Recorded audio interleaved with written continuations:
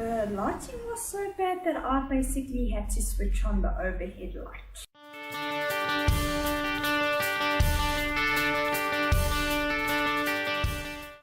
Hey everyone, Carmen here. Today I'm going to be doing a review of On Leopard Rock by Wilbur Smith. This is a book that I ended up giving a 5-star rating to, and this is a book that I lent from my dad. Back to the first comment that I initially made. The day has basically been overcast and rainy, so yes, I've actually had to switch on the overhead light. That is how bad the lighting actually was. That is how dark it was. As always, I'm going to be leaving the review links down in the description box below. But enough of the weather, let's jump straight into the book review. The first two things that I'm going to mention about this book, the first thing is going to be the end pages of this book that I find absolutely beautiful.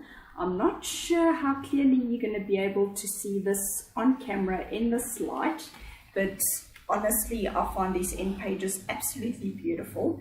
And then also just the front cover as well. You probably also won't be able to see it so well in this light, and then also on camera as well, where it's basically just his name on the front with a bird on a flower on the right hand corner.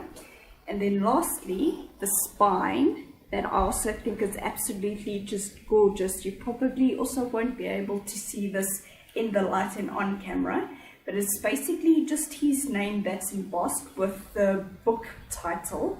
And then the front cover's also got the embossed print as well.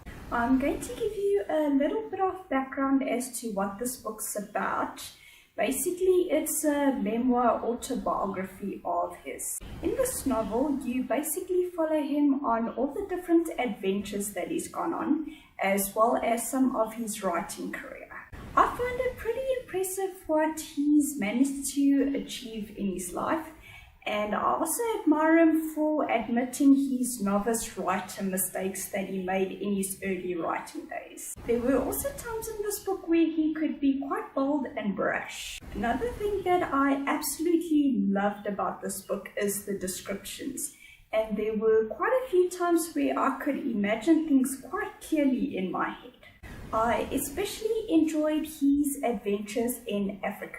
One thing I mentioned in my blog post is that I'll definitely be reading more books of his in the future.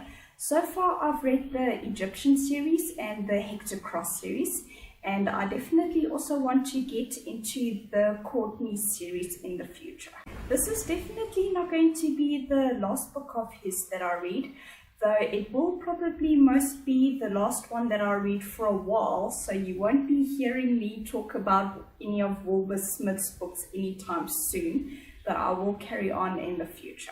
Lastly, once again, I'm going to be apologizing for the bad lighting, but I suppose a person's just got to make do with the bad circumstances and make the best of it. And it definitely seems like there's another storm on the way. Thank you so much for watching, and I'll definitely be chatting to you soon. Cheers.